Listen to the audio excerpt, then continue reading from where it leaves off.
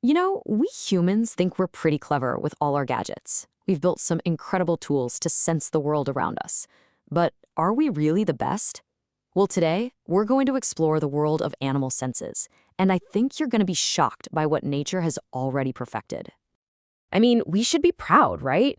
We've built some amazing tools. We've managed to push our senses way beyond their natural limits, creating this whole technological toolkit that lets us see and hear and feel the universe in ways that would have seemed like straight up magic to our ancestors. Just think about it for a second. We've got sonar systems that map out the deepest parts of the ocean. We have thermal cameras that let us see heat signatures in pitch black darkness. Of course, there's GPS, which lets us navigate anywhere on the planet with incredible accuracy. And don't forget microscopes that show us this entire hidden world of tiny organisms. It really feels like we've got a gadget for pretty much everything. But here's the big question. Are all these amazing inventions really the most advanced sensory tech on the planet? Is it possible that something else, something much older, has been quietly out-engineering us for millions and millions of years? And that's what this is all about. We're talking about nature's built-in genius. See, it turns out that evolution, after billions of years of trial and error, the ultimate R&D department, has produced sensory systems that are just, well, they're often more refined, way more efficient, and honestly, more powerful than anything we've managed to build. So let's break down the difference, because it's pretty stark. Our technology, it's all about external gadgets, right? They suck up a ton of power and often rely on just raw, brute force processing. But nature, it's a totally different game. We're talking about systems that are fully integrated into the animal's body. They are incredibly energy efficient. And they're not just built, they've been perfectly evolved and adapted to work flawlessly in their home environment. Okay, talk is cheap, right? Let's get to the proof.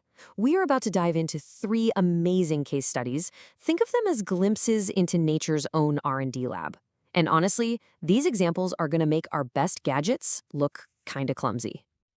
All right, first up, the pit viper. Now, we've got our thermal camera, sure, but this snake, it has something way, way more elegant. It's a built-in biological infrared detection system that our best engineers are still trying to figure out. Okay, check out this number, 0.003 degrees Celsius. That is how sensitive this snake is. Its pit organs, these little pits between its eye and nostril, can detect a temperature change that small. That is just a staggering, absolutely mind-boggling level of sensitivity. And here's the real kicker. To get that kind of performance, our best infrared cameras need these big, bulky, power-guzzling cooling systems. The snake, it does all of this at room temperature, or, jungle temperature. It's just a perfect masterpiece of biological engineering. No batteries required. Okay, so from the jungle floor, let's head underwater for our next example. We're going to talk about the shark's absolutely incredible sixth sense, its ability to literally feel electricity. So this superpower has a name, electroreception. And the way sharks do it is through these incredible things called the ampullae of Lorenzini, basically a whole network of tiny gel-filled canals all over their head.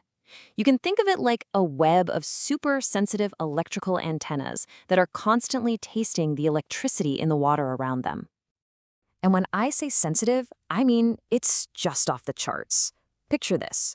A little fish is buried under the sand, completely hidden.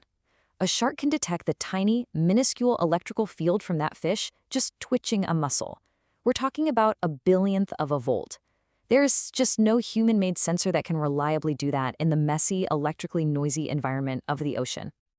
All right, for our last case study, I hope you're ready because things are about to get weird. We're going from biology straight into the world of quantum physics, and it's all happening inside the head of a tiny bird. Seriously, this is where nature's tech starts to sound like it was pulled straight out of a sci-fi movie. Yeah, that quote really says it all, doesn't it? A built-in quantum compass. Scientists are now pretty sure that this is how birds navigate. It's a system that actually relies on the bizarre rules of quantum mechanics. So it's not just some magnetic compass, it's a quantum compass. And what that means is just stunning. It means that through special proteins in their retinas, in their eyes, birds can literally see the Earth's magnetic field. Imagine that. It's like a visual overlay on top of the world that shows them which way is north. And this is how they pull off those epic 1,000-mile migrations with an accuracy that, frankly, we still don't fully understand. Okay, so snake vision, shark electricity, bird quantum compasses. What's the point of all this? Well, these aren't just fun facts for a trivia night. This stuff, these biological blueprints, are actually inspiring the very next wave of our own technology.